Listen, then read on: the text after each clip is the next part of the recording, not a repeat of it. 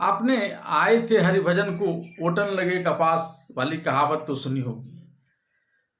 प्रसिद्ध फिल्म निर्माता, निर्देशक और पटकथा लेखक सुभाष घई के फिल्मों में प्रारंभिक दौर के समय ऐसी ही बातें उन पर लागू हो रही थी।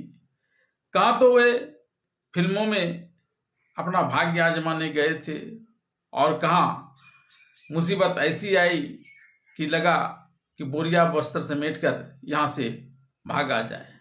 लेकिन फिर जाते भी कहीं वहीं उन्होंने भरपूर मेहनत प्रारंभ किया और फिर किस्मत ने भी पलटा खाया, मेहनत भी रंग लाई और वे बन गए फिल्मी दुनिया के राज कपूर के बाद दूसरे शोमैन, जिन्होंने कितने ही नए कलाकारों को स्टारडम दिया और स्थापित हर कलाकार उनके साथ काम करने के लिए उत्सुक रहा करते थे। आइए जानते हैं किस प्रकार से फिल्मी दुनिया में प्रवेश के समय सुभाष घई ने कठिनाइयां झेली और कैसे फिर इन सब कठिनाइयों पर जीत हासिल कर उन्होंने यह प्रसिद्धि पाई।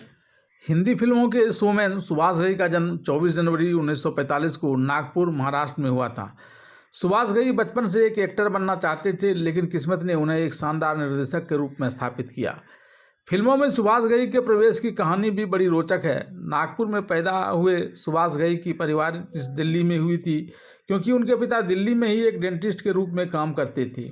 उन्होंने दिल्ली में स्कूलिंग के बाद रोहतक के एक कॉलेज से ग्रेजुएशन किया, लेकिन आगे की पढ़ाई करने की जगह उनका मन फिल्मों में जाने के लिए बेचैन होने लगा था। इधर परिवार वाले उन्हें चिकित्सा के क्षेत्र में ही लाने का ख्वाब देख रहे थे। एक दिन सुभाष घई ने अनुमति न मिलने की आशंका के बावजूद डरते डरते अपने पिता से अपने मन की बात कह दी। इसके बाद उनके पिता ने इसकी प्रतिक्रिया में जो कुछ कहा उसे सुनकर सुभाष घई का मुंह आश्चर्य से खुला का खुला रह गया। पिता से ऐसी प्रतिक्रिया की उन्हें जरा भी उम्मीद नहीं थी। कहाँ तो उन्हें उम्मीद थी कि पिताजी उनके इस प्रस्ताव पर उन्हें डांटेंगे, फटकारेंगे और फिर अपने परिवार द्वारा किए जा रहे चिकित्सा वाले क्षेत्र में आने के लिए समझाएंगे, बुझाएंगे। लेकिन इसके विपरीत उनके पिता ने अपनी कमीज की जेब से कागज़ का एक टुकड़ा निकाला जिसमें एक फिल्म इंस्टीट्यूट का पता था। उसे सुभाष घई को देते हुए कहा कि जिस क्षेत्र में जाओ उसके बारे में पूरी जानकारी इकट्ठा कर लो और फिर पूरी तैयारी के साथ उस क्षेत्र में जाकर अपना परचम लहरा दो। इसके बाद सुभाष घई वर्ष 1963 में एक्टिंग सीखने के लिए पुणे की फिल्म इंस्टीट्यूट में ऑफ इंडिया चले गए। फिर यहाँ एक्टिंग का कोर्स पूरा करने के बाद उन्हें अपनी किस्मत आजमाने बम्बई पहुँच गए। पुणे के film and television institute of India में इन्हें सिर्फ फिल्मों की जानकारी ही नहीं बल्कि जीवन संगनी भी मिली। पढ़ाई के दौरान यहाँ एक कल्चरल इवेंट हुआ था जिसमें पहली बार सुभाष घई और रेहाना की मुलाकात हुई। दोनों के बीच पहले दोस्ती और फिर प्यार हुए। दोनों के अलग अलग धर्म के होने के कारण उनके परिवार वालों को शादी पर आपत्ति थी, हालांकि दोनों किसी के आगे झुके नहीं और आखिरकार 1970 में दोनों ने शादी की। इसके बाद रेहाना ने धर्म परिवर्तन किया और मुक्ता बन गई। बाद में सुभाष घई ने मुक्ता आर्ट्स प्रोडक्शन कंपनी की शुरुआत की। इसके बाद 1978 में जब सुभाष ने अपने बड़े भाई की बेटी मेघना को गोद लिया, 2000 में सुभाष घई और मुक्ता को खुद की संतान हुई। दोनों ने उसका नाम मुस्कान घई रखा। दिग्गज फिल्म निर्माता निर्देशक सुभाष घई को लेकर यह बात बहुत कम लोग जानते हैं कि सुभाष घई ने अपने फिल्मी कैरियर की शुरुआत एक अभिनेता के रूप में की थी। FTI पुणे से फिल्म और अभिनय की ट्रेनिंग लेने के बाद सुभाष घई मुंबई हीरो बनने आए थे। उमंग और गुमराह जैसी फिल्मों में वो बतौर अभिनेता नजर भी आए, लेकिन अभिनय में वह बात नहीं बनी जो सोचकर वे यहाँ आए थे। उल्टे नौबत तो यहाँ से बोरिया बिस्तर समेटने तक की आ गई। इसके बाद सुभाष घई ने डायरेक्शन यानी फिल्म निर्देशन के क्षेत्र में भाग्य आजमाने की सोची, लेकिन उसका डायरेक्शन की डगर और भी ज़्यादा मुश्किल थी। अभिनेता के रूप में तो फिल्मों में छोटी मोटी भूमिका मिल भी जाती थी, लेकिन यहाँ तो कुछ भी नहीं मिल रहा था। तब उन्होंने सेल्फ इंस्पिरेशन से जुड़ी कई किताबें पढ़ी और इसे सबक लेते हुए एक कहानी बनाकर एक बार प्रख्यात फिल्म निर्माता NN सिप्पी के यहाँ पहुँच गए। यहाँ उन्होंने NN सिप्पी के सामने अपनी कहानी को एक कहानी के रूप में नहीं बल्कि फिल्मों के डायलॉग के रूप में प्रस्तुत किया, जिससे NN सिप्पी काफ़ी प्रभावित हुए और उनकी प्रशंसा की। हालांकि इसके बावजूद कुछ महीने तक NN सिप्पी ने सुभाष घई को नहीं बुलाया। तब सुभाष घई खुद ही उनसे मिलने के लिए चले गए।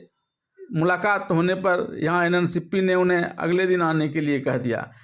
अगले दिन जब सुभाष घई एनएनसीपी के यहाँ गए तो वहाँ एक ग्रैंड पार्टी का दौर चल रहा था। बड़े बड़े फिल्मी सितारों की पार्टी चलते देख सुभाष घई थोड़ा असहज होते हुए वहाँ से निकलना ही चाह रहे थे कि एनएनसीपी ने सुभाष घई का हाथ पकड़कर पार्टी में मौजूद फिल्मी जगत की बड़ी बड़ी हस्तियों को संबोधित करते हुए यह कहकर सुभाष घई का परिचय कराया कि यह सुभाष घई हैं जो मेरे अगले फिल्म कालीचरण के निर्देशक होंगे।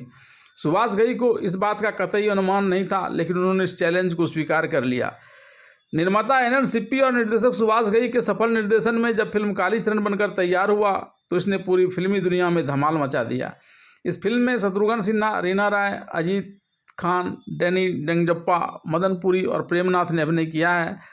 अपने भी इस फिल्म का एक प्रसिद्ध गाना 1/2, 2/4, छोटी छोटी बातों में बट गया संसार, नहीं बटा है नहीं बटेगा, मम्मी डैडी का प्यार, मम्मी डैडी का प्यार जरूर सुना होगा।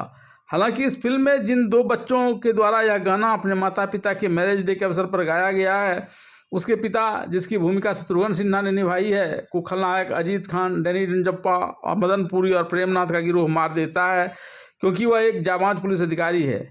इसके बाद पुलिस के द्वारा मृत जाबाज पुलिस अफसर के एक हमशक्ल को जो अपराधी है और कैद में है उसे गुप्त रूप से बाहर लाकर मृत पुलिस अधिकारी के बचे हुए कार्य को करने का भार सौंपा जाता है।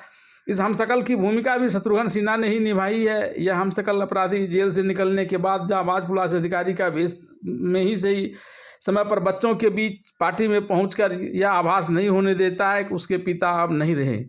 बच्चे उन्हें अपना पिता समझकर उनसे हिल मिल गए, लेकिन बच्चों की माता जिसकी भूमिका रीना राय ने अदा की है वह इन सारी बातों को जानती थी। इसके बावजूद वह पति के कर्तव्यों को याद कर उनके हमशक्ल को अपने घरों में रहने देती है। इसके बाद जाबाज पुलिस अधिकारी बना अपराधी एक एक कर सारे खलनायकों को मार देता है और अपने बाकी सजा काटने जेल जाने लगता है। तब बच्चों की माँ उसे प्रेम भरी निगाहों से देखती है। इस बीच पुलिस की तरफ से यह कहा जाता है कि सरकार ने उसके द्वारा अपराधियों के एक बड़े गैंग का खात्मा करने के पुरस्कार स्वरूप उसके बचे हुए अपराध को माफ़ कर दिया है। इसके बाद सब मिलकर पहले ही की तरह रहने लगते हैं और इस फिल्म की कहानी का खुशनुमा अंत हो जाता है।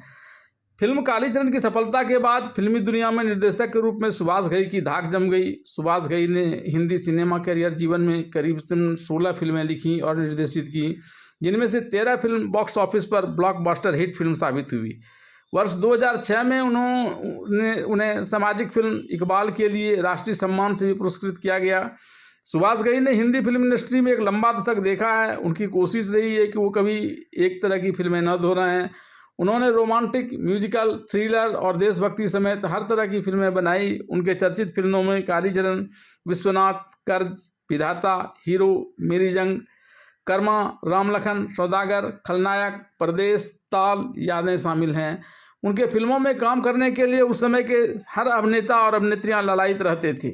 सुभाष घई ने धाकड़ अभिनेता और अभिनेत्रियों को तो अपनी फिल्म में जगह दी ही, कई नए अभिनेता और अभिनेत्रियों को भी ब्रेक देकर उन्हें स्टारडम दिलाने में वे काफ़ी माहिर माने जाते थे।